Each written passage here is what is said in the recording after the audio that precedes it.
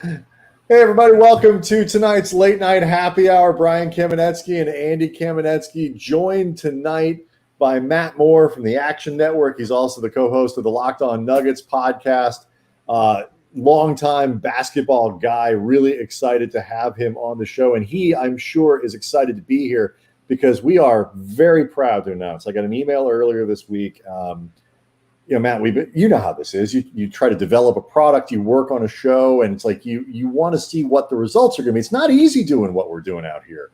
Got an email the other day, and I can't say how proud I am. We are officially, because there's a podcast element to the show, we put it out every night, the late night happy hour, the 183rd ranked sports podcast in the Netherlands. Guys, it is all coming together. Yes. We are taking over the Netherlands. Watch out, Amsterdam. Here we come. Let's go. I'm so proud of you guys. Let's do this. And Matt, you can say first of all, here. Brian, really quickly, if I could say something to our fans in the Netherlands, dank you. Is that accurate? Yes, it is accurate. I just looked it up. Yes. But dank you to the Netherlands very much from the bottom of nice, whatever. Right? That's nice. Yes. Is that you didn't just drop from 180 to like 300 because you said that, right? Like you didn't. No. That was okay. Dutch for thank you, and I mean that from the bottom of my heart, which is also Dutch for heart. Which is mercifully Dutch for heart. Because it really becomes more confusing. It's like Josh Hart, but with an umlaut. So. Again, thank you from the bottom of my heart. Anyway, so this is a fun time in the NBA right now. We're just coming off a game 3 tonight. The Lakers lose. They look like a normal kind of pedestrian team for the first time in a long time. 114-106, the final score in Denver. And if you head over to the Action Network, and I recommend that you do that, and you read Matt's preview of tonight's game, you didn't just pick him to win this thing. You actually, like, to beat the spread or anything. Like, you just picked him to win. So this did not surprise you, what we saw tonight, Matt? Clearly. No, I was surprised that they led in the first half. I thought the Lakers would lead at half and Denver would have another big third quarter, which they eventually did. And that would mean that they would pull out in front. But I did think that they would win this game. You know, they lost a heartbreaker to Portland last year in like 4 overtimes, and that was rough for them. And they came back in that series. And the next game, after a 4 overtime, Jokic played 60 minutes. They came back and won game 4 on the road. They lost to a brutal Donovan Mitchell dagger in, I think, game 4, and they came back and won game 5 of the Utah series. I like this Denver Nuggets team whenever they're coming off of a heartbreak game. Like there was a column I read that was like, surely they can't come back from this. Like that was going to put him down. And it's like, no, like they're going to just come out and be like, man, we should have won that game. We should have won that game. And they're going to be mad. And so I think that they've made adjustments as the series has gone on. I thought they played really well in the second half of game 2. Good enough to obviously put them in a position to win before Davis's incredible shot. So I wasn't surprised that they won this game. I was surprised that they led by 20 at any point, but I wasn't surprised the Lakers made a comeback. But I wasn't also not surprised that Denver won. Before we get to some of the adjustments that you saw from Denver, and you know this team really well, you cover them on radio, podcasts. What is it about just their collective personality and just sort of the temperature of that team that allows them to keep having these type of comebacks that we've seen throughout the playoffs? I think it's a combination of things. I think one thing was last year, honestly, in their first playoff run together, they managed to make it out of the first round. So they beat San Antonio and they learned like, okay, we can do this. Like, we know we can do this. And they made it to a game 7 versus Portland, and they should have won that game. Evan Turner and Myers Leonard had big games. And it was just a brutal game, usual game 7. The shots didn't fall. And they really felt like we should have won that one too. And then on top of it, the fact that Jokic just doesn't get like, Jokic, I'm always saying, I've coined the expression that Jokic is a bird because he doesn't respond to things. He's not like he is not poring over the scouting report. He is not like breaking down numbers and thinking through the game. Everything is feel with him. And that means that some nights he just doesn't have it. Like Game 3 versus Utah this year was one of the worst playoff performances I've ever seen from a star. But it also means that he does usually rise to the level of the competition because he loves to play. Like the game, everything around the game bugs him. But the game itself, he really loves. And these high pressure, intense situations, to him, it's good sport. And he thrives in that situation. Jamal Murray thrives in that situation. And I think Michael Malone is like, he's gone so pedal hard for so long. He's learned when to back off. And that this team responds with that really well. And all that together is kind of what gets you finish here. I don't want to interrupt you totally, but I think one of the things about Game 2 that was, if there is a disappointing thing, because the ending was just amazing, and the Anthony Davis story is good.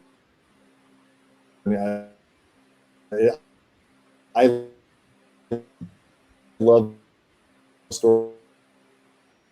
Brian, you're breaking up actually respond to the protest. Yeah, I can see that. I was going to say I'll move, but that tip from Jokic, if you can hear me, would have gone down as like one of the most amazing shots of all time. Like that was incredible what he did on that play, and it kind of got forgotten after the game. Yeah, and I mean that's pretty typical. Like, I mean, that's just like that's very iconic for like the Nuggets franchise to have this incredible, amazing moment of playoff glory, only to be usurped by the Lakers with a 30% 3-point shooter nailing an open three. I thought Jokic has played really well in this series. I thought he was really rough in the first game. You talk about adjustments. This is one of the big ones. Is they need to throw something different at him in Game 4. The Lakers do, because if he is really good at figuring you out, he doesn't come back and just try and do the same thing over and over again. He adjusts. He figures out, okay, I can't get to this move, but I can get to this other one. I can't throw this pass, but I can throw this other one. And if you let him hang in that long enough, he's going to get better and better against you. And the team has kind of followed that lead as well. So I think for Jokic, it's like he's hit some incredible shots in this series, no doubt. Like some of these shots are just, if I hadn't seen him hit him so many times, I would call them absolutely lucky. But he's been such a big time shot maker for them and kept his poise at all times. And he's been physical. He's faced so many different matchups. I had such low expectations of him going into the playoffs last year and had high expectations of him this year. And then Rudy Gobert handed him his lunch for 4 games. And then he battled back from that. He dominated the Clippers. Like, this is a bona fide playoff superstar that we're seeing. And it's kind of cool to see it from a guy that's so unconventional. Do you think the Lakers are switching too much on him? I don't think so, because he hasn't really punished him yet, and their doubles have been pretty adept. I think the big thing is if you're going to switch, you honestly need to go the whole way with it. If you're going to switch, okay, he hits the little drop hook over whoever the guard is. Okay, you come back and you get an and one, you get to the free throw line. Your numbers will work out that way, because the biggest thing in this series to me is the 3-point shot. The Lakers are not a 3-point volume team.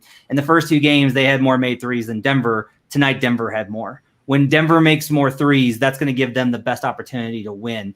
If you are doubling or if you are giving him passing lanes, the Nuggets are going to figure out how to find an open three. And they have enough guys that are not great shooters, but good enough shooters. Someone will get hot, knock down a few, and that can tilt this series, because like the offenses are not going to be sky high because of how well the defenses are playing right now.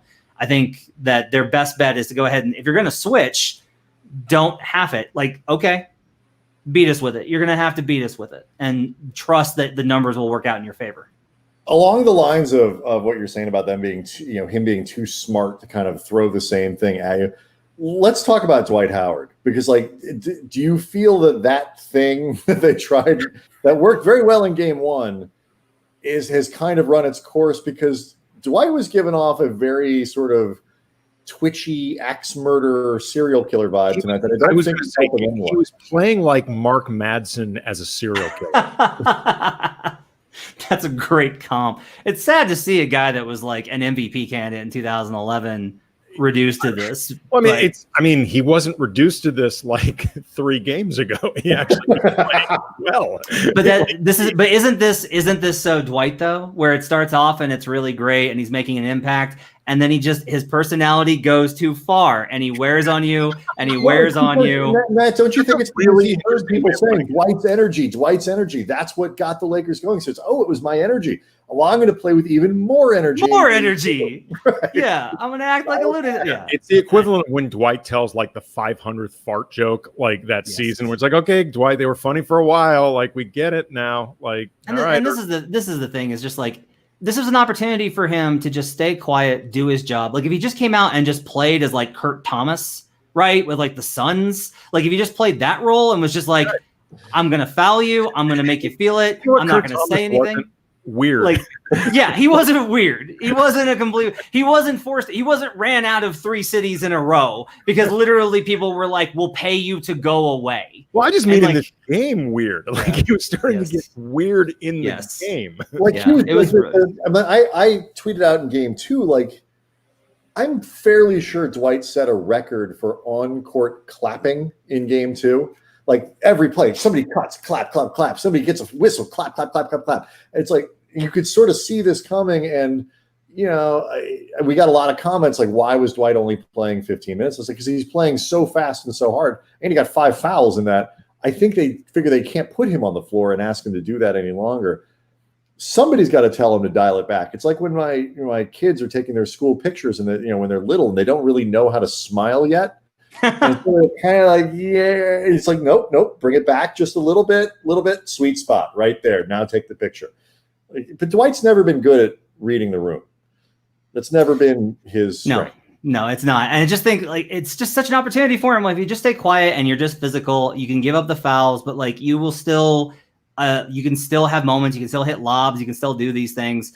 If Jokic continues to adapt to him, and continues to figure this out, it gets dicey because you can tell that even though JaVale's box plus minus was good, that Vogel doesn't have a lot of confidence in JaVale. And the AD at 5 it's really been interesting with the AD at the 5 thing, because outside of Denver, everybody was like, when they go to AD at the 5, man, look out. I don't think the Nuggets can do anything against them. Everybody that covers the team was like, no, that's the one that the Nuggets want. Like they're more comfortable. It's the 2 big lineup that gives them issues because Paul Millsap is very much 35 years old and very much a tired old man. And Jeremy Grant is wiry and MPJ is very young and stupid. And so this causes a whole lot of problems in terms of if the 2 bigs work, that concerns them.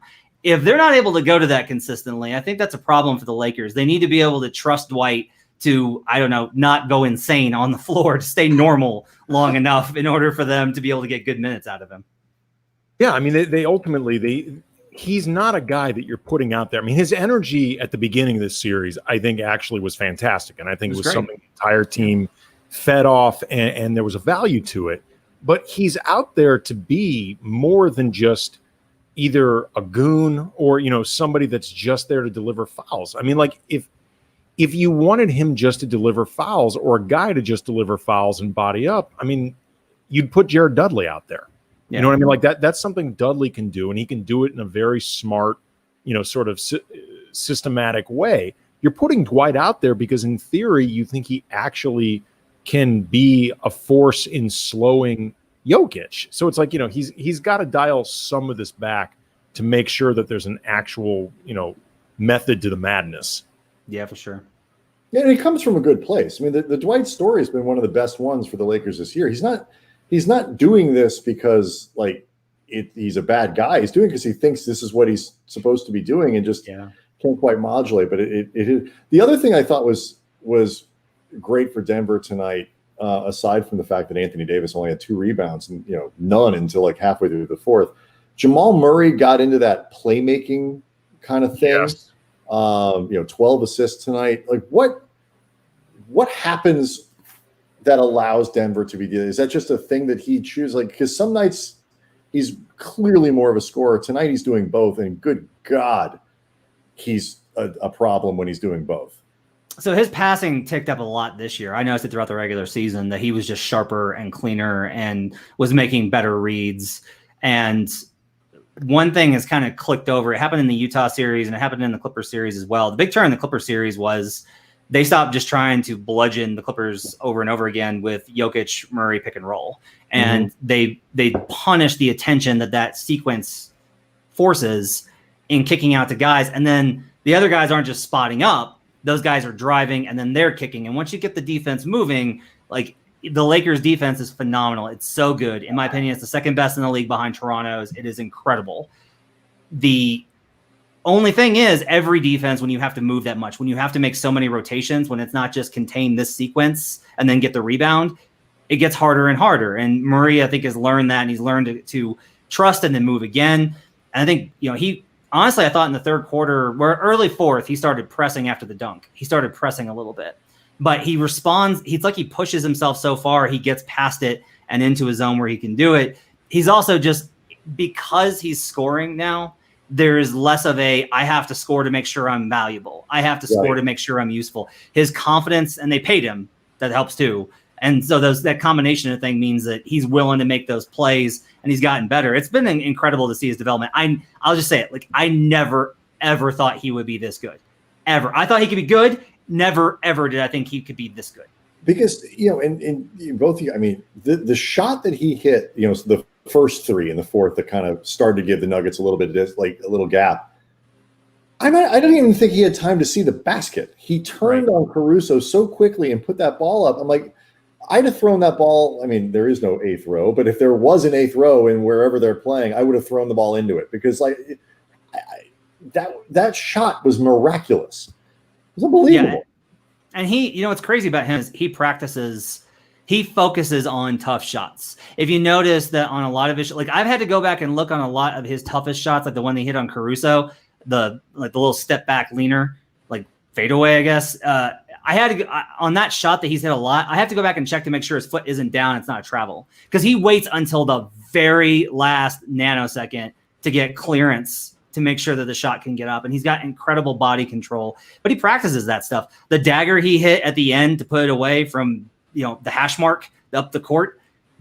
I was joking on Twitter. I've seen him shoot that shot in warmups over and over and over again, game after game after game. And every time that he would shoot it, I would like make some sort of joke to whoever I was sitting with, like, don't know why he practices this. I guess he's just warming up for that one time he's going to have to use it. And then sure enough, like that's what he works on he is a gym rat and he is exceptionally focused and he focuses on making those kind of shots.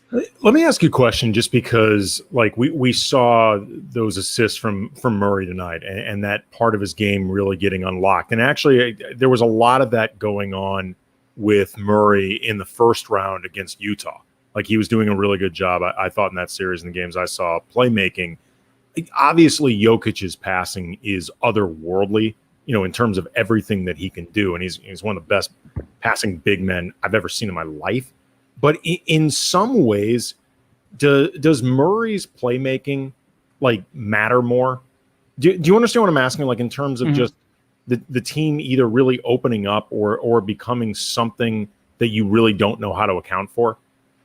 Yeah, because a lot of it is if Murray is able to play make when they, especially like a lot of his assists are just to Jokic, right? And like he's mastered those passes in particular. If you trap him, he's going to hit Jokic on either the roll or on the pick and pop consistently. And then if you try and stay home or you bring another help from the corner, his ability to punish that is key because that's how you beat him is you challenge the dribble like Rondo did in the fourth quarter. And then if you bring help on him, he gets tunnel vision and he wants to score because that's what he thinks of himself.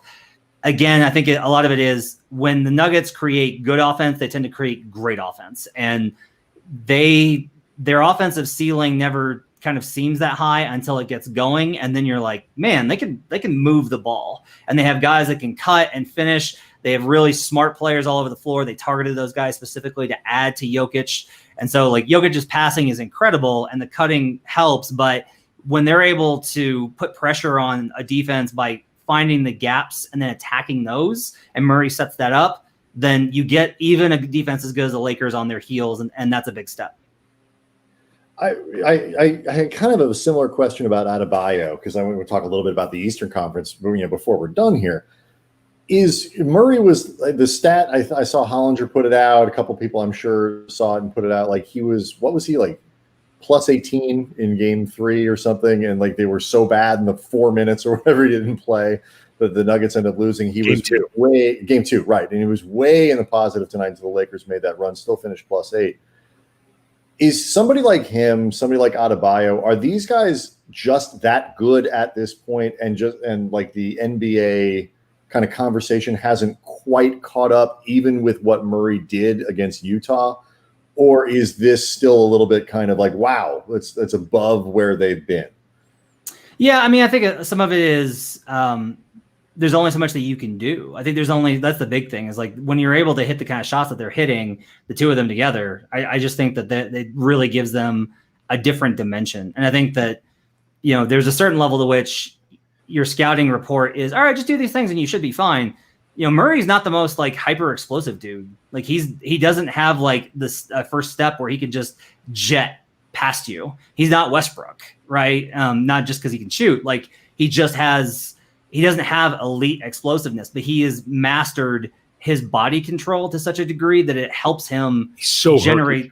Yeah, but this is one thing I've noticed too, is even when you challenge the dribble, like they got him on a couple of times when he was operating in the handoff, and that's how they created turnovers. But he used to be like, you could interrupt his handle and the whole thing would fall apart. He's learned to handle the swipe, keep his body moving, and then finish the move. And that to me, I think is such a big key for being able to generate points when there shouldn't be. This is an interesting question. I've seen a couple people bring it up on the chat from the Roberto Jones whispers. Are we worried about LeBron getting tired? And this is an interesting question just because game 2 by LeBron's own admission, Anthony Davis carried the team. It was not him. I mean, LeBron had a hell of a first half, but that second half was really about Anthony Davis. And this game, it's hard to look at 30 points, 10 rebounds, 11 assists, 2 blocks, 2 steals. He seems spry tonight. Right. But like that question though of LeBron's pace for an entire game or an entire series, I think is just sort of interesting. And maybe it felt more pronounced in a game where tonight everybody looked tired. As I joked about on Twitter, it seemed like virtual Denver's altitude was affecting both teams. But like he looked a little gassed. I mean, both teams did too, but it's always something you're going to be concerned about, with somebody of LeBron's mileage. And also too, that groin issue, which, I think comes and goes, but it does exist. It's funny. I wrote some columns at CBS Sports back in 2013 when they were on that finals run, and it was about Wade and Manu. And I was writing about how, like, look, this is the big key: is age doesn't rob you of your ceiling in the NBA; it robs you of your consistency. It's that it's harder for you to be great every single night. And I think like we've seen that a little bit with LeBron. Like he had 30 points and a triple double, and I thought was really good tonight. And pushed. Like I thought he was pushing a little bit in the fourth quarter to try and gear him up. Like Rondo was great too, but LeBron I thought was applying pressure. He had that stretch where he was hitting the jumpers over Grant. Those kind of stretches. He has those little spurts. I thought he played well tonight. But yeah, I do think that some of the lesser games that we've seen is because it's harder to bring it at the same. Like it used to be just like LeBron's getting 38 and 11 on one of those of assists and rebounds every single night. Like you're just getting that no matter what, like you're getting that. And now it's like he might have a 17.9. He may have a 22.9. He may have a 20.9. And he's been great. But I was watching that going, yeah, I wondered sort of the same that Roberto was asking, like, would they be better off just not making a comeback? Like if you're going to come back and win, that's different. You take a 3. I always wonder about that. Like, does not playing the final 8 minutes make a difference? Because you've already amped up, you've gone through pregame routine, you've played the first like however many minutes. Does not playing that final 8 really rest you? I will go ahead and say this though. I am expecting, I said this on Twitter, like I'm expecting an absolute nuclear LeBron game 4. Like I as much as Davis has carried them in game 2, I think LeBron comes out in game 4 and says like, fine, if I got to do it, I got to do it. I'm expecting an absolute just thermonuclear bomb from LeBron in game 4. Well, he may be motivated just to get more rest. Like, if he can actually turn this into like Lakers in 5, he gets more rest. Mm-hmm. You know what I mean? Like LeBron has very much had throughout these entire playoffs I'm not screwing around vibe. Like, and I get it. I mean, they've got an opportunity in front of them and the pathway cleared in or at least potentially cleared in ways that nobody really expected. That both the Clippers and Bucks would be eliminated this early, to whatever degree that you believed in Toronto still being able to, be the upstart, they're out. There's a lot of high-end teams or teams that were perceived as high-end out, and he has to understand the opportunity in front of him. Yeah, and I think, look, I think a lot of this, though, you're going to need a great game from Davis, and I have some reservations about it. He was great in Game 2. If he gets a good whistle in Game 4, I think he can absolutely have a monster game. But I've noticed that a lot of his success has been his jumper's been red hot. I noted that he's been shooting something like 48% on jump shots. He was 39% in the regular season. He's a career 33% three-point shooter, and until this game, he was shooting 39% from three. Now, look, Davis is exceptionally talented, and he's very skilled, and his shot mechanics are great, and like he can hit those shots. I'm not saying that it's like he's a bad shooter, but when he's taking a lot of them, if you're Denver, you live with that. You add that combined, and he missed a couple, I thought, in the third quarter when it started to slip that were crucial.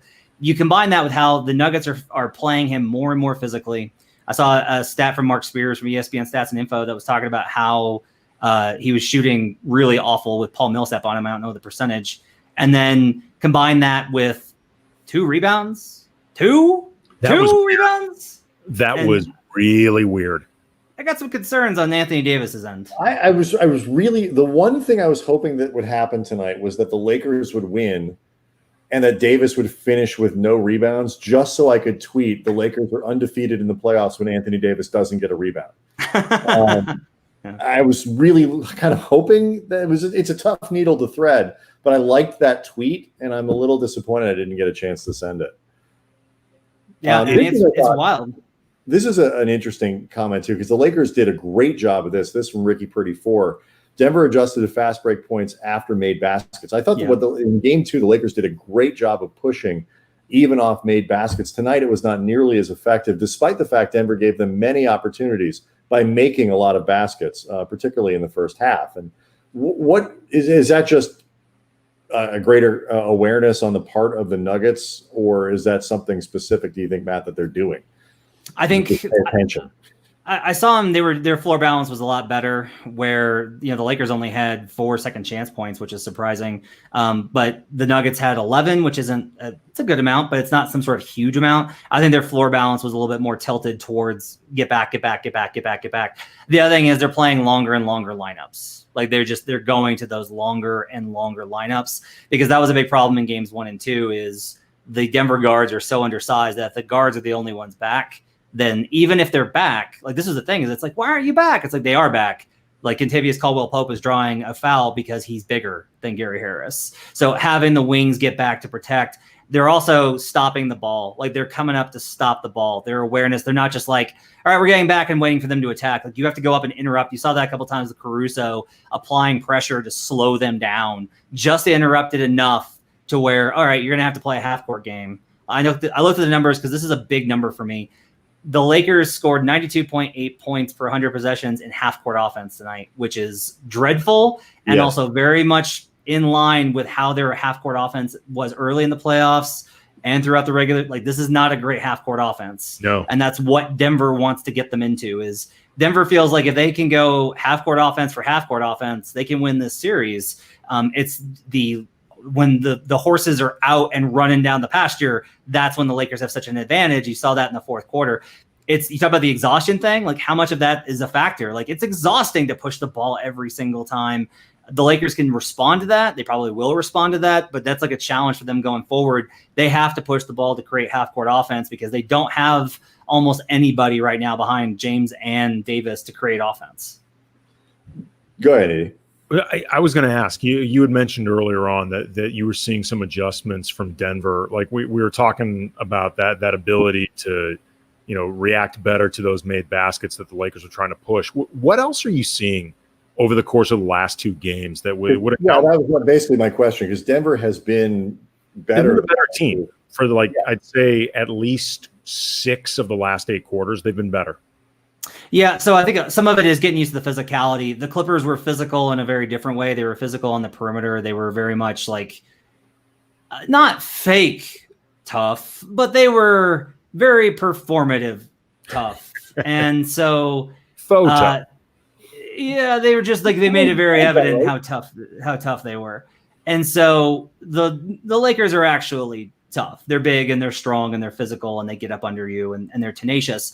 And it takes a little bit for Denver to adapt from series to series. I thought Jokic in particular has kind of figured out like, okay, not the post-up moves are not going to be there against these defenders. I'm going to have to bring them out from range. I'm going to have to shoot from distance. I'm going to have to be confident shooting off of the dribble from space versus maybe, and if they do close on me, that's when I drive. He's gotten a lot more confident. I think that's opened it up. Their cutters have found interesting ways to combat him because the Lakers defense definitely, they want to help out on the initial drives. They want to send waves at Murray and Jokic a little bit higher up in the paint, not necessarily right at the rim. But what that's causing is, like you've seen in the last couple of games, like Porter had that cut underneath tonight. Gary Harris got the cut from the corner.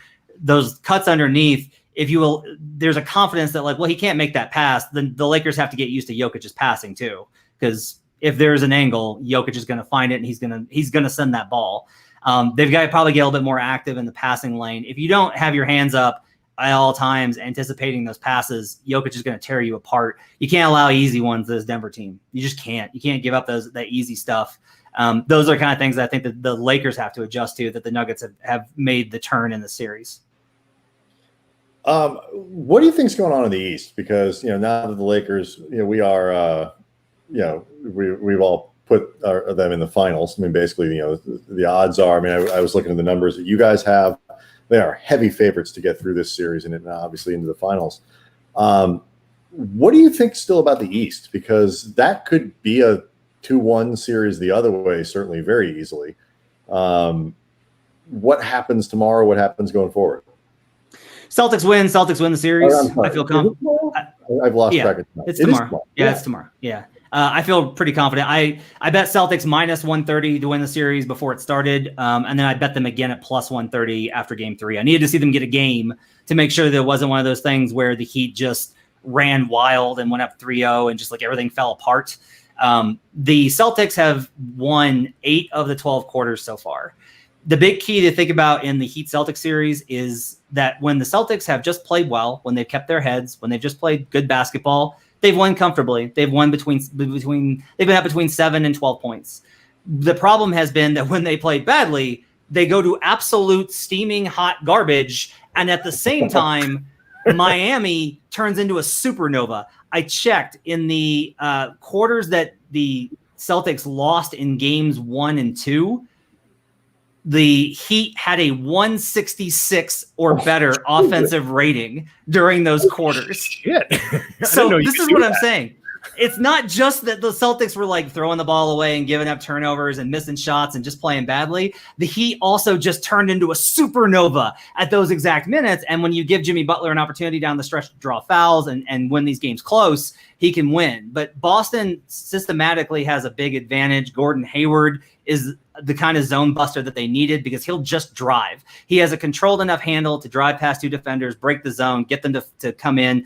And then when they start driving and kicking, it's like the Nuggets. When they're driving and kicking, it's wave after wave of Tatum and Brown and Smart and Kemba and Hayward and all those guys going, and then Tice at the rim finishing. The Heat's defense has played a little, like their results have been a little bit better than their process. Their offense in the non-supernova quarters has actually been a little bit below expectation, surprisingly enough. But I do think that the Celtics are going to win game 4 and they're going to go on to win this series. 166? 166. That is very productive. Pretty good. Like I said, good work. I didn't even know the numbers went that high. Like I thought they capped out at around 140. Like I didn't know you could keep going up. That's crazy. Well, to put that in perspective, though, by the way, I just want to note that the Nuggets in the first 4 games of the Jazz series had, I think, a 140 defensive rating for the entire time. Like the first 4 games of the series, they gave up 140 per 100 possessions and still won because this team is insane. Wow.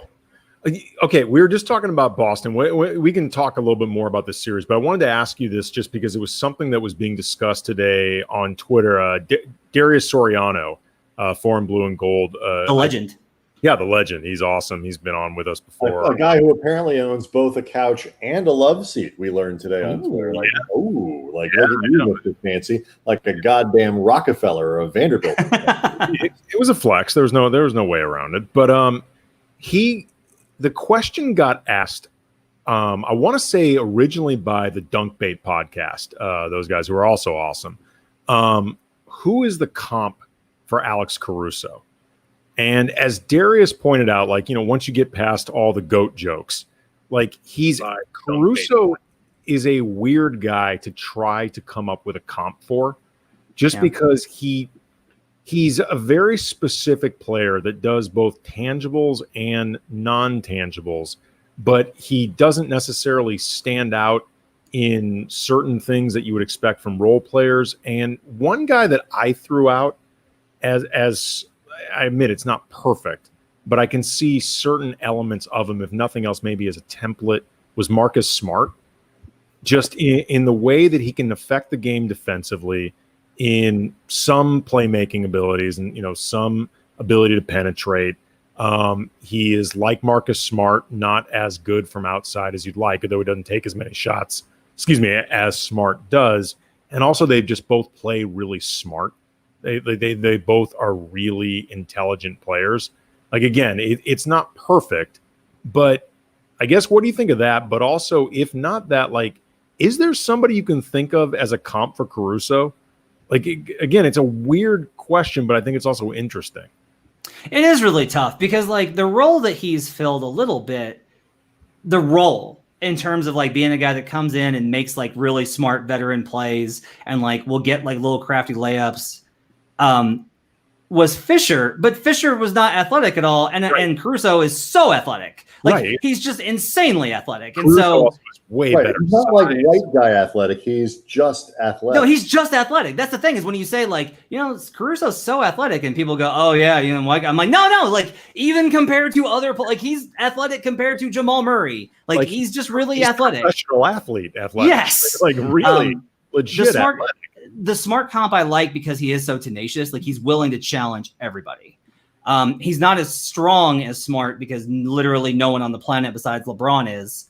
But he is that kind of like tenacious guy. The offense always kind of feels like found money a little bit with him. But Smart, I think, is like, has shown, especially in these playoffs, that like his offensive game, I think, is maybe moved beyond that. Well, it's tough. What made me think of Smart, beyond some of the things that I pointed out, I also looked at Caruso's per 36 numbers versus this year, because this is Caruso's first year as a full-time NBA player, versus Smart's his rookie year. And obviously not a perfect comparison, sure, but at the same time, first full year, they're pretty similar, actually. Like, they're actually pretty similar numbers. But like in trying to, like you were saying, like in trying to come up with that, I started thinking like, well, he's kind of like Steve Blake, in the defense and the playmaking, except like more athletic and better size. And then after a while, I start going through things. I'm like, well, that's not Steve Blake. Like you're actually describing somebody who isn't that guy. Yeah. And I think it's crazy too, just because you can see the progression, like you mentioned, like the comps to Smart's rookie season.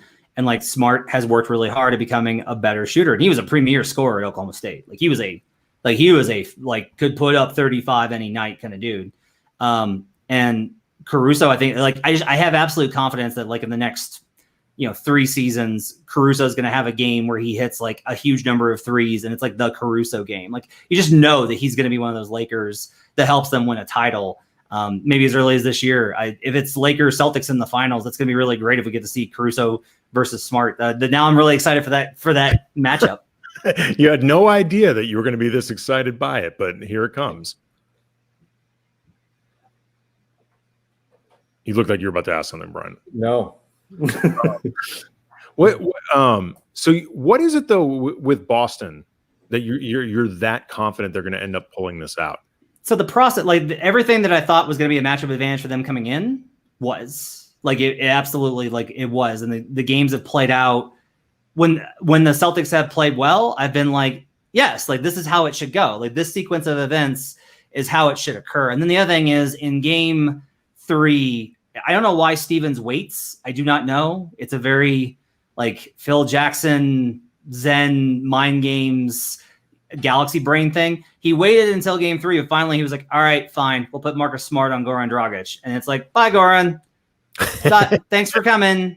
And like, that was it. Like he just vanished. And that was a huge part of it is when you turn the heat from Jimmy Butler doing Jimmy Butler things and Bam Adebayo doing Bam Adebayo things and this other guy creating off the dribble who's a really good point guard and can pass, and you neutralize that and it's just Butler who doesn't necessarily want to carry them quarter by quarter, and Bam who's still very young and learning like what his go-to moves are, the Heat offense struggles a lot more as long as you stay home on Duncan Robinson. And so that switch of Smart on to Dragic I think will happen more and more.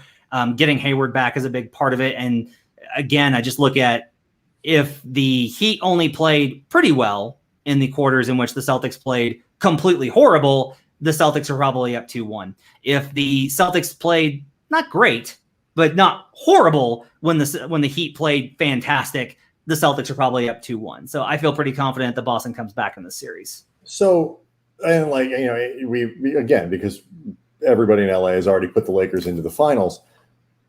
The theory all year long and going into the playoffs would be Boston would be a tougher matchup for the Lakers, in part because, you know, there's probably a little more proven depth up and down the roster, but mostly because Tatum and Brown on the wings do stuff that have given the Lakers trouble all year, which is play really effective, you know, dynamic wing guys and stop them. And then if Hayward's healthy, it adds another.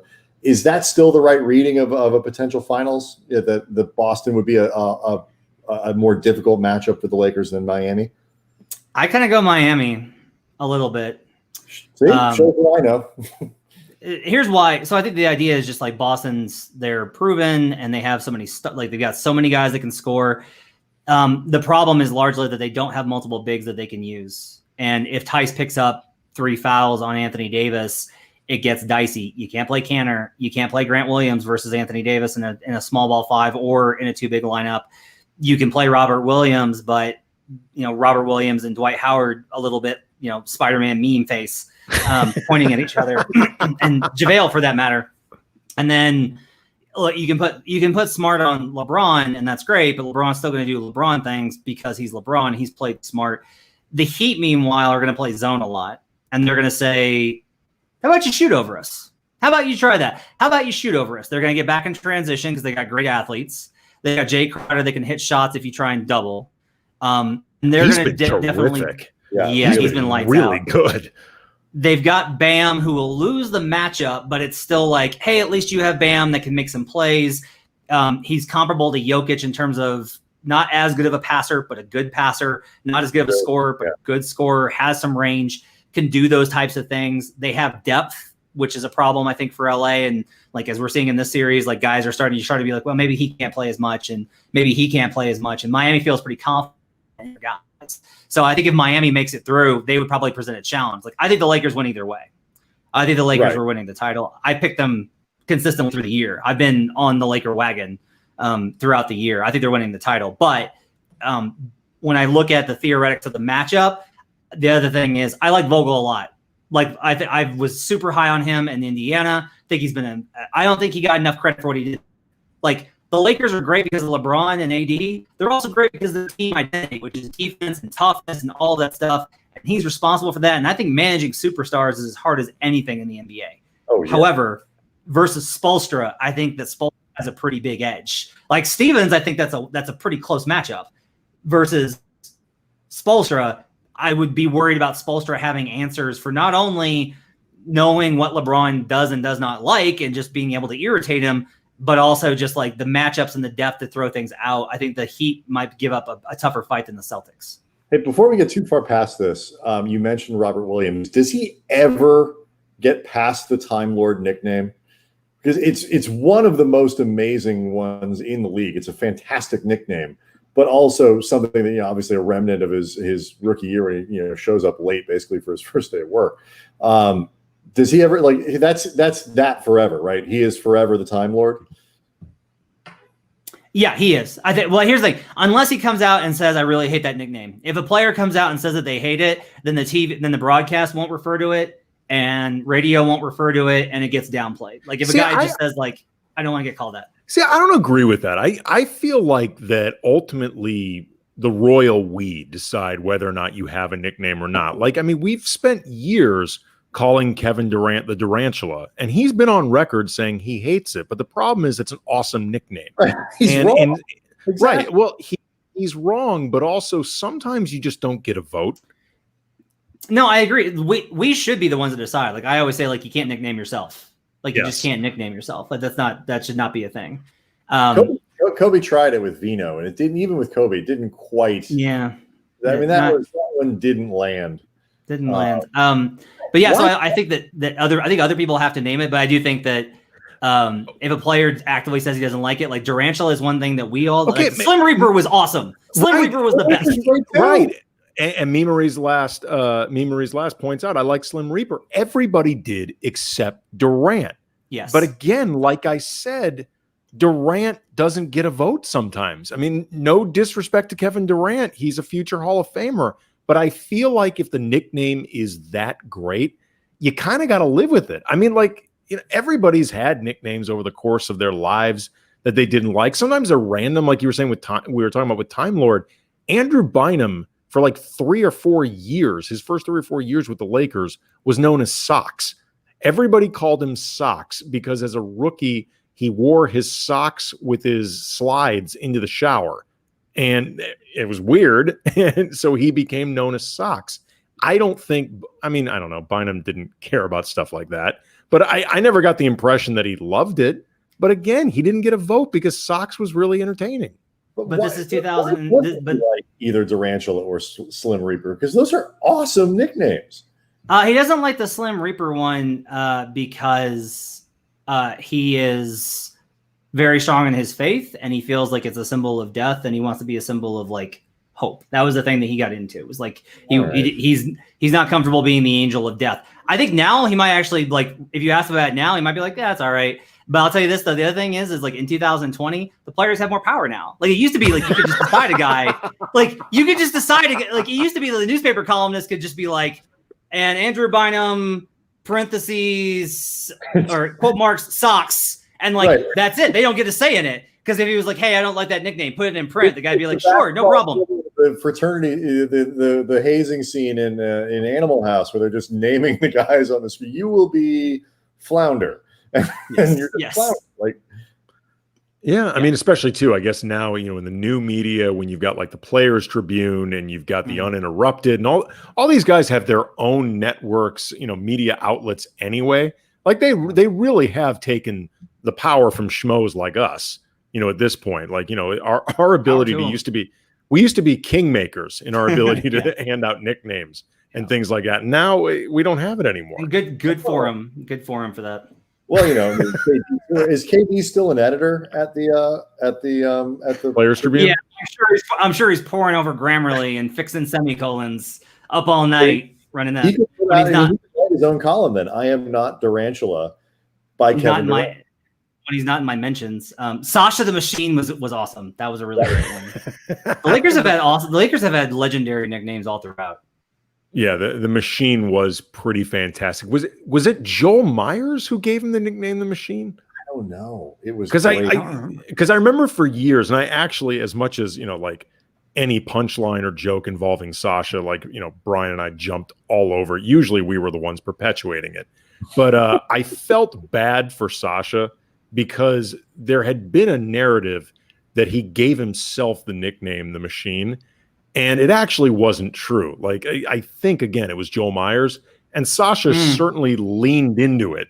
Like, he embraced the Machine. But it was unfair that people thought that he declared himself, like this, for a while, like 10th or 11th man on the bench, that he declared himself the Machine. Oh, Heezy on the chat says it was the guys from the Lakers Nation fan page. Oh, okay. Well, do you guys remember the cartoons, the YouTube cartoons? The Machine cartoons? Oh my gosh. Oh wow, I hope they're still up. Yeah, so when I was blogging, like circa 2009, there's like they did did these long, drawn out I Am Machine like cartoons that were incredible. They were amazing. Machine shoot. Yes. Andy and I for years on our podcast would just play stuff from SashaVujicic.com where he would just like these long videos of him like on the beach talking about beach volleyball. We would just play them. Like literally no reason, no nothing, because they were spectacular. There was a segment where he and I guess it was either an assistant or maybe, assistant director or somebody who ran his foundation. I have no idea, but it's him and this girl, Emily. And they were sitting on a bench going through headbands that fans had sent Sasha. And they were trying to pick out the one that Sasha would wear to the next game. It was some of the greatest unintentional comedy I've ever seen in my life. It was just spectacular. Like she ends up like dumping out this box of headbands basically in his lap. He's like, I got to be honest, Emily, that's a lot of headbands. That's great. Where is Emily now? What, like it's not a really live website anymore. That era has sort of passed where the guys sort of maintain their own websites in that way. But I mean, you can still find this Sasha Vujicic talking about beach volleyball videos. Those are definitely on YouTube. He's also, I don't know if you knew this, Matt, he's a vintner. Like Sasha's now big in the wine and I guess olive oil game, although every time I've ever looked at the site, the olive oil sold out. His wine is expensive. Like the least expensive bottle of wine that Sasha puts out. Let's have him guess. Yeah. Take a guess. The least expensive. Like, are you pulling it up now, Brian? Yeah, I'm pulling it up. Okay. I'll go least expensive, $80. The least expensive wine is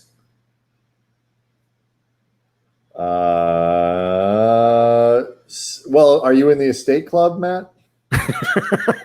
Not yet. But after this show, well, actually, the better bargain is you're going to want to be in the collectors club because that really knocks the price down. Okay, do you guys want a wine secret? Yeah, sure. I got my hands on a bottle of Gregg Popovich's special vineyard. Oh, really? I through a colleague. I can't write about it, and I will only talk about it. I haven't talked about it, but I will talk about it on the show with you. Because I love you guys. Yeah, I got 2 bottles of Rock and Hammer, his special vintage that he puts out only to friends, and it is really good. It is a really good Pinot Noir. I asked him. We were pregame. It was probably 2018. Yeah, it's 2018. No, probably earlier than that, 2016, before everything. And so he was in Denver and his pregame. And, it's one of those awkward pop press conferences where no one wants to talk and everyone's just like there. And, Mike Monroe still on the beat, like dished out the usual, like, hey, is so-and-so injured or whatever. And there was that awkward silence. And I was like, I'm going for it. And so I was like, what do you pair with Rock and Hammer? And he looked at me and then turns to Mike Monroe and he goes, finally, a good question. And he gives me a 5-minute dissertation on what to pair with his wine. And it was excellent, and it was great advice too. It was fantastic. It's a Pinot Noir. What did he advise? Pair with Rock and Hammer. He was like, if you roast a chicken, he's like, don't grill it. Like if you roast a chicken, it goes really well with that. It goes well with just about anything. He's like, fish, it actually goes really well with. And I was like, really? He's like, yes, you can have red wine with fish. There aren't rules. It's not a law. And I was like, fair enough. I didn't know, but yeah, he was like, if you have it with salmon, it's really good. I had that is actually true, though. I mean, like, if you ever listen to sommeliers or, people in high-end restaurants, they'll tell you, order whatever wine you want with whatever entree you want. Like, it's fine. The whole red wine, red meat, white wine, fish, or chicken, like, it's really kind of bullshit. Like, you can do whatever you want. I mean, like, as long as the tastes don't seem just outlandish together, and most restaurants don't serve outlandish food, like you're gonna be fine. Like it's whatever. Right, exactly. So this stuff was good. It was really good. So yeah, it was really good. It needs to open for about 30 minutes, but after that, it's Like it's just a really subtle wine. It doesn't beat you over the head. That's why I like Pinot Noirs. He likes those. He bought that vineyard a long time ago. To let you know, like I tracked down, like it took me 11 years to find it. Like I started writing about that wine in 2008, and it took me until 2019 to track down a bottle. I asked everyone under the sun trying to find somebody. George Carl, he used to send cases to George back when George was coaching the Nuggets. And one day George was talking about it, and I brought that wine up, and he was like, "Oh yeah, I love that wine. It's really good." He's like, "I have cases of it, but since my cancer, I can't taste anything anymore, so I can't really drink it." There's this pregnant pause as I look at him like a puppy dog, begging for scraps at the table, like, "Oh, do you need to? Maybe you want to give?" And he was like, "Yeah, okay, I'll see you guys later." And I was just like, you wanted the wine so bad that you were really willing to be like, oh, well, as long as this tragedy has befallen you, you can't taste anymore. Can I have that wine you don't Someone needs to enjoy it. Yeah. Oh my God. And I don't say that with judgment. I would have done the exact. You don't need that anymore then. I'll take it off your hands. All right. We only got 5-10 minutes left, something like that. So we've had some requests to swing it back to Game 4. Sure. What are you expecting the Lakers to do in terms of trying to get themselves back into that place where they're actually controlling the series again? So I think I expect the Lakers to win Game 4. I think they win Game 4. I think LeBron comes out and sets a tone. I think defensively they're able to pick it up and contest a little bit better. They'll probably be sharper on their rotations. I thought they were a little behind the ball tonight. I think Jokic probably has a pretty good game. Murray has a hard time stringing together massive games when he's not playing Utah. So I expect them to probably find some sort of matchup. The question is just going to be, it feels like a little bit the Lakers are throwing out some lineups, just trying to find something that works right now. They probably need to dig down and be like, all right, this is going to be the rotation. Like they need to go a little bit heavier. And honestly, like it's a lot of Rondo. And I know Rondo is plus minus, like that's been in the comments tonight. I've seen that. I understand that Rajon Rondo was not good in terms of the box score tonight. Rondo helped turn around that fourth quarter. Rondo has the ability, is crafty enough to apply pressure and can manage the ball to where they can, get the ball moving. It would be good if Kuzma could do something that would help them a lot. Is if Kuzma could just give them just anything, because they just need one more guy. A lot of this is similar to Denver, honestly. Like the two teams are not all that dissimilar, which is crazy considering it's AD and LeBron. But with the Nuggets, it's okay. If you are just Jokic and Murray, you can beat that. If it's Jokic and Murray, and then they're creating off the dribble and everybody's getting involved, and Jeremy Grant has 26 points. Jeremy Grant. Oh, holy my crap. God. Yeah. His game, he was this was something to me that really stood out, which let you know just how great Jeremy Grant was playing tonight.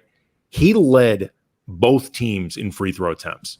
He had 12 trips to the line. Like that really lets you know what was working and how well he was playing, that he managed to do that. And he was attacking off the dribble, which honestly I don't think the Lakers were prepped for. Like I just don't even think it's in the scouting report because he doesn't do it much with Denver. Like it's just not part of his offense. He is a pick and pop weapon that can hit on cuts sometimes and gets out in transition. He's not there to create off the dribble, but somebody needed to apply that pressure. And when they applied it, like I'll have to go back and see who was guarding him. It really worked because you could tell that the Lakers were like, they were overloading the side to try and contain Jokic Murray. And then on the other one, if Grant's attacking in pick and roll, like that's a big problem. But you can recenter a little bit. Okay, we got to respect that a little bit more. I also think you can dare him to shoot a little bit more. I think we'll probably see more of the zone because Denver's not a good shooting team in general. I think we'll probably see that. Like I wouldn't be surprised if both teams played a lot of zone in Game 4. Just trying to be like, you shoot. No, you shoot. No, you shoot. That worked so well, though, because like Dan Wakey at the LA Times kind of pointed this out, when the zone completely blew up Denver's offense. He's Purdy. Granted, LA says Kuz is too focused on Winnie. Winnie Harlow is his girlfriend. But why have zone? He has been less of a presence since she's been in the bubble. Is she in the bubble? I thought she is in the bubble. Maybe I'm wrong. I could be wrong. I don't want to report this incorrectly. I thought I saw a picture of her in the bubble. I could be wrong, and I want to make sure I correct myself. I may very well be wrong. I'm going to Google, is Winnie Harlow in the bubble? Continue. But why have zones been so effective? Like in the playoffs, not just the Lakers, with the Lakers, against the Lakers, Miami, what's the deal? Well, what's crazy is it shouldn't work because the shooting has been ridiculous. Like the shooting has been absurd in the bubble, and yet the zone, which like one of the ways to break it is like shoot over it, is just not possible with the kind of length and athleticism that you have. I think one of the things is you don't want to overplay it, because if you overplay it and they break it, like this is the problem I think the Heat are going to run into. Once you figure out how to do it, then it's like, okay, we just execute these sequences and we can figure out how to break this. That was a problem that Toronto had too. It's just like, it works and it slows things down, but you have to absolutely capitalize. And if you don't, then when they break it, then you're in trouble. But I do think that just like, it means that there's stagnant offense. A lot of what we're seeing is like, pick and roll forces the help, kick to the shooters. The shooters are then catching and shooting in rhythm, like high energy shots, like the ball finds energy, like Mike D'Antoni always says. Those kind of things are what generates those good looks and that high percentage, versus if it's just like, I'm going to dribble and then take this contested three, like those aren't good looks. And those are the two things I think that have worked a lot with why the zone has been effective, as well as like the teams that use it have lots of length and athleticism. So. It turns out, I don't know if she's still there, but it turns out I was correct. There's a photo of them apparently in the bubble. Look at you, not only confirming the news, but also getting the photo uploaded. Yes. Yeah. Quick work. But that is impressive. We're still learning how to use this thing, Matt. This was an article from the Daily Mail. I'm also seeing People has confirmed this. So they are apparently, she may not still be in the bubble, but she did join Kuzma in the bubble, it would appear. So there you go. One more question before we just predict game 4 here. We're getting a lot of this. Why not more PNR with pick and roll with AD and LeBron? Like, that is a question that comes up a lot. It's not something the Lakers do a ton that I think we anticipated they do all the time in the preseason and earlier in the year. I think they're probably worried about the blitzing creating pressure and then having to make the cross-court passes to guys because they've had some issues with that. If you've noticed, when they're trying to reverse the ball, like LeBron can do it and that's easy. But if you're trying to do it over and over and over again, it's pretty exhaustive. I don't know. Honestly, I don't have a good reason for that one. Like, I would be running it like every time. Like, I would just be like, especially if Davis is shooting the way that he is. Like, If he's shooting 40% from three, just run pick and pop. Like, Jokic, as much as it's overstated that Jokic can't defend at all, he can't defend in space. And so he's going to have to choose between overplaying on Davis, which is a dunk and an and-one, or letting him shoot. And if he's shooting 40%, it's fine. So, like, I would be running pick and pop just like all day long. That's what I would be running. I will say this, though. I said when Davis signed that it was going to be interesting to watch because LeBron doesn't throw a lot of pick and pop passes. Now, they threw a ton in the regular season. Like, they threw a ton in the regular season, which means that, like, they absolutely should. But this was a thing with Kevin Love where it was like, why don't they ever run pick and pop with Kevin Love? You have LeBron and Kevin Love, who's like a great shooter. And they didn't do it. Kyrie and Love would run pick and roll. But when you looked at the numbers, James and Love didn't really run pick and pop that much. The same with Bosh in Miami. It's not a pass I think that LeBron loves. I don't think he loves that sequence for whatever reason. Now, again, they did in the regular season, and it was awesome. I don't know if the Nuggets are doing something that's going that up, but I would think that would be the go-to and try and get that going, because eventually the Nuggets will have to adapt to it, and that's when everything opens up on the weak side and you get back cuts and everything else. Yeah, it's just. I was just saying, I think we should, when Vogel opens up, tomorrow at the thing, we should bring some of these questions, not just to Matt Moore, but to him too. Like, just let him know this question is from Guru 2, who wants to know why you're not running more pick and roll. Let's bring the fans into these Zoom chats, Andy. Well, it is though something. I mean, like, they've obviously run Anthony Davis, LeBron pick and roll over the course of this season, but I think it's fair to say that they haven't done it to the degree that it was expected heading into the season. And obviously some of this has to do, I think, with the stoppage. And, you never know how things would have just normally evolved over the course of a regular season. And maybe this was something that Vogel was looking to sort of keep in his bag for a while, so teams wouldn't know exactly how to scheme for it. And then, we're dealing with just this weird reality and setup, with the playoffs and the bubble. But it hasn't been the thing that all of us expected. Because I remember, that was my immediate reaction when I saw the trade went through, or even talking about it in the speculation leading up to that. I was like, how in the hell is anybody going to stop that? Good, especially when either one of them can be the ball handler or the screener. They can both play off each other either way. It's like, what do you do with that? And it, again, it's happened, but it hasn't happened to the degree that I think everybody expected. I will say this, Vogel has a tendency to overpost, and it wasn't just when he had Roy Hibbert and David West. He did that after. He is continuously, he's a big believer in the post offense as kind of a conduit for opening up the whole offense. He posts Davis a lot, and I think it works when Davis's jumper is falling. It's not that Davis isn't good in the post because, he's a pterodactyl, but I do think that generally speaking, if I have Anthony Davis, I want him on the move all the time. I either want him picking and popping, or I want him rolling to the rim for lobs. And that's what I want. I want to present the choice for the Nuggets, especially in this series. Okay, Dwight Howard and Anthony Davis are both going to jump at the same time on opposite sides of the rim. You have to choose one of them to stop the lob for. And you're going to get a lob. You will get a lob, because the Nuggets' big weakness, that's been a surprising thing to me in the series. The Nuggets' big weakness all year. Now, they've figured out some stuff to do with it defensively, especially in that Utah series. Gobert gave them problems, and they had to figure it out. But Jokic doesn't jump.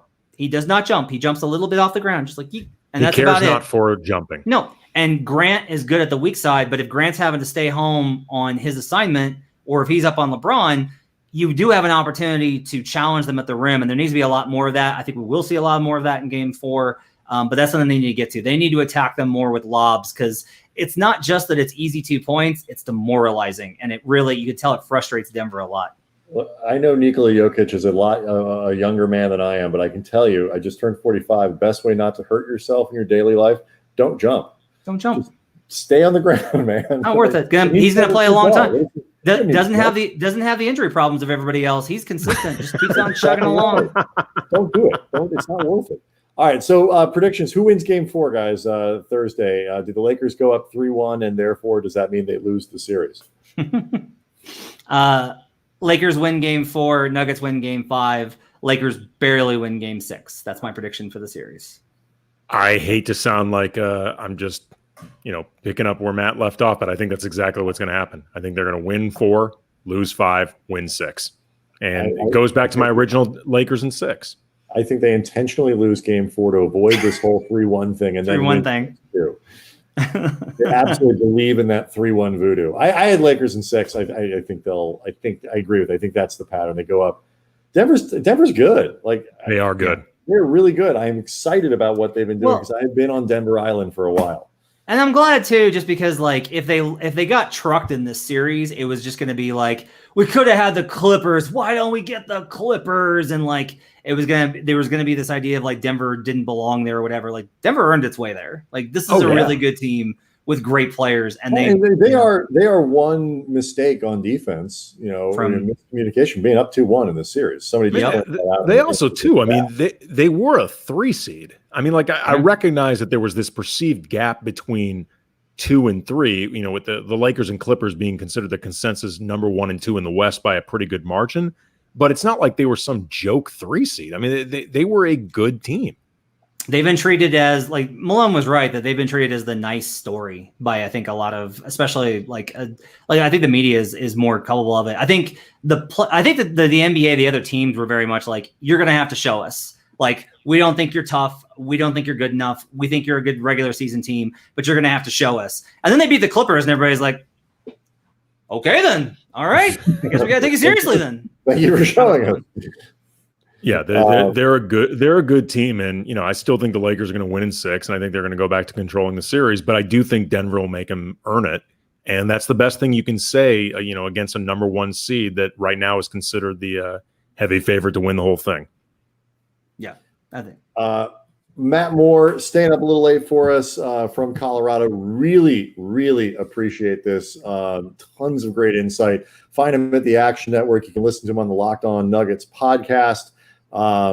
great stuff. Would love to have you back when you can. And I have a lot of questions on how to bet on basketball. We didn't get to that. Absolutely here for you, man. Make sure to download our app, by the way. If you want to have a little wager going, make sure to download our app. It's going to give you the best information on all that stuff. There you go, man. We appreciate the time, man. Thank you very much. Thanks, guys. We'll be back tomorrow night. Tomorrow is Wednesday. Wednesday, yes. And that means Jovan Buha from The Athletic. We will talk about the collapse of the Clippers. If you're a Lakers fan, you will certainly want to be here for that. Thursday, Dragonfly Jones. And Friday, we'll get back into the NFL with Mike Sando talking NFC West and all that good stuff. So a lot of great shows set up for this week. And again, Matt Moore, Action Network, Locked On Nuggets podcast. Thanks again. Appreciate it. Thanks, guys.